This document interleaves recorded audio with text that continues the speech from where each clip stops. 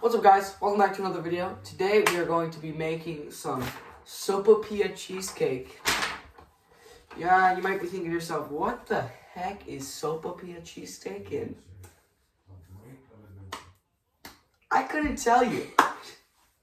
But anyways, the things you're going to be needing today is you're going to need two packages of crescent rolls, which we got right here. And we're also going to need 16 ounces of cream cheese. All right. Also, coming next, we're going to need a half of a teaspoon of vanilla, 1.5 cups of sugar, and a half cup of butter. And you're going to want to make sure to cut that up into small cubes, but we'll get to that later in the video, of course, because we're going to be doing it step by step today.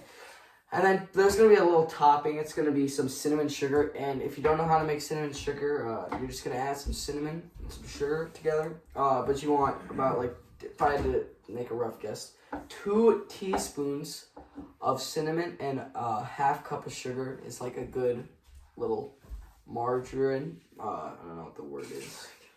So, also, I have a new guest today. It's my sister Reagan. We're just keeping the guests flowing. I think Isaiah will be back coming shortly. If you've been missing him, if you haven't, then comment L Isaiah and he will never come back. If we get 50 comments, L Isaiah. So the first thing you want to do when making the Sopapilla cheesecake is you're going to want to go preheat your oven to 350 degrees, just like most of our things we've cooked so far. Just want it to be at 350, nice and toasty. All right. The next thing you're going to do is you're going to take a 9x13 pan, which we have right here, all right? And we are going to need to spray this bad boy with some, yes, you guessed it, canola oil. All right, so let's just do that real quick. Once you got that sprayed, you're going to want to pop open the first round of crescent rolls. So let's do that real quick. Spoon at seam. Oh. Okay, like this. Oh, that was amazing. I want to do the other one. All right. That was life-changing stuff.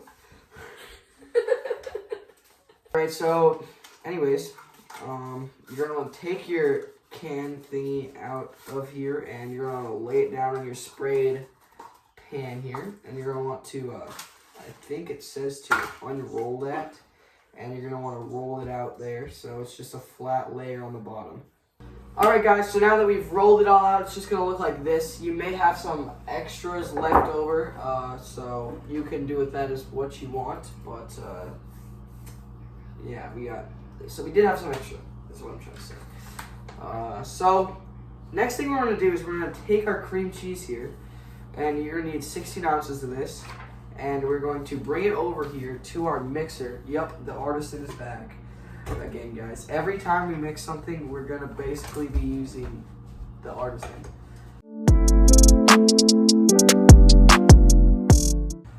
Alright, so now that we've added 16 ounces of cream cheese, 1.5 cup of sugar, and then you're going to need to add your half teaspoon of vanilla, which we've already preset out here, just so we don't have to deal with this thing. What is this? Okay, so now what we need to do is we need to beat this until it is smooth, which is going to take maybe a little bit of time. I'm not really sure how long this is going to take, but we're just going to find out, I guess.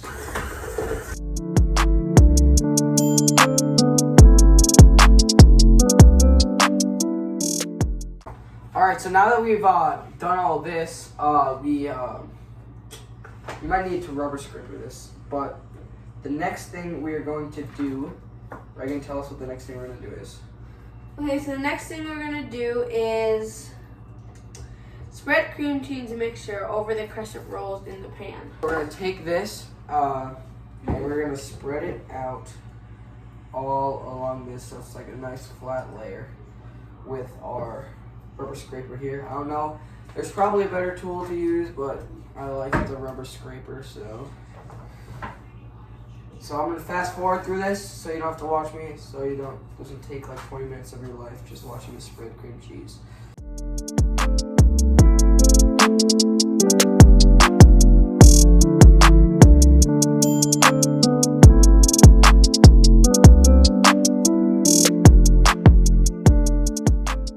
Alright, so now that we've spread this all the way, we are going to take this and we're going to open it again. And Reagan's going to do that for us.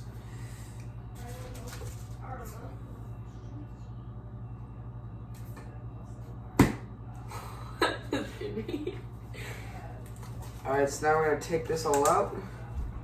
And we're going to spread it across once again.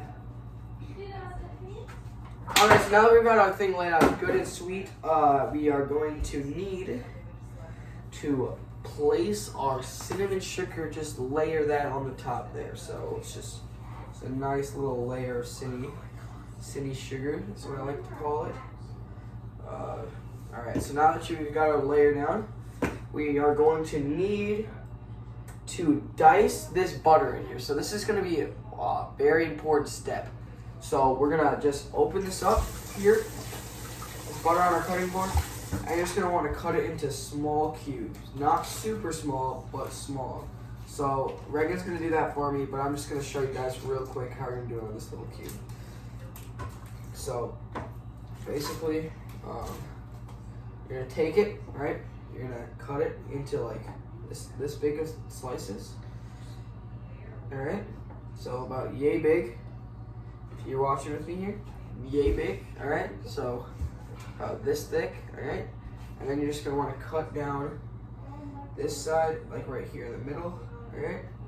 So that's how you're going to get that rectangle, and then you're going to want to cut that in half, and cut that in half again, so it's just pretty small cube. So you're going to want to cut it into cubes about like this big, and then you're just going to plop that all over your recipe here, and you're going to do this with a half a cup or a full stick of butter.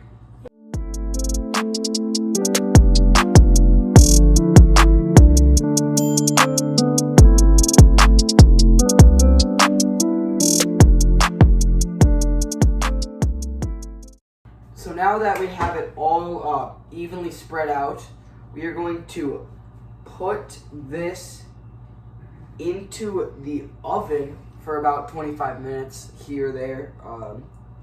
And so once we're back from that, we'll be right back, and then we'll see how they look.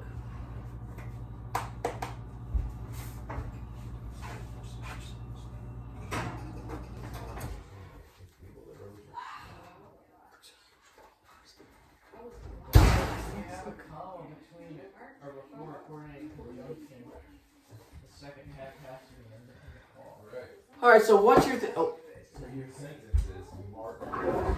Alright, so once your thing is finished, it should be looking something like this. There's a lot of butter on the top though. We do have a large puddle of butter, and if that happened to you, then it happened to us too. Look, we're not perfect at cooking. We are just here to try to learn new things, have some fun along the way, and make some good memories. And so, here's a couple things you can do once you have the sopapillas, baked and everything. So either you can slice them, serve them, and enjoy right now while they're nice and toasty, or what I've heard is the best way to have them is you could put them in the freezer and chill them, or I don't know, maybe not in the freezer. Oh, actually in the refrigerator. And so then they're just not, they're like colder. I don't know, that's what I've heard. Maybe everything hardens up a little bit. But here's a couple notes from the maker of the recipe. Let the Sopapilla cheesecake cool before slicing.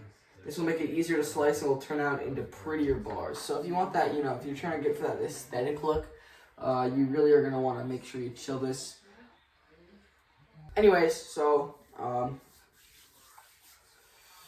that's it. I'll link the recipe in the description if you really want to make it.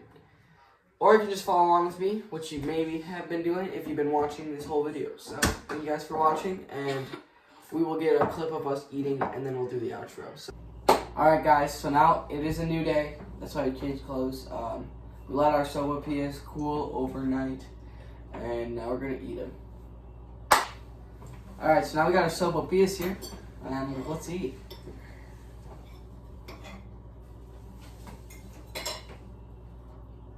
Good. They were tasty.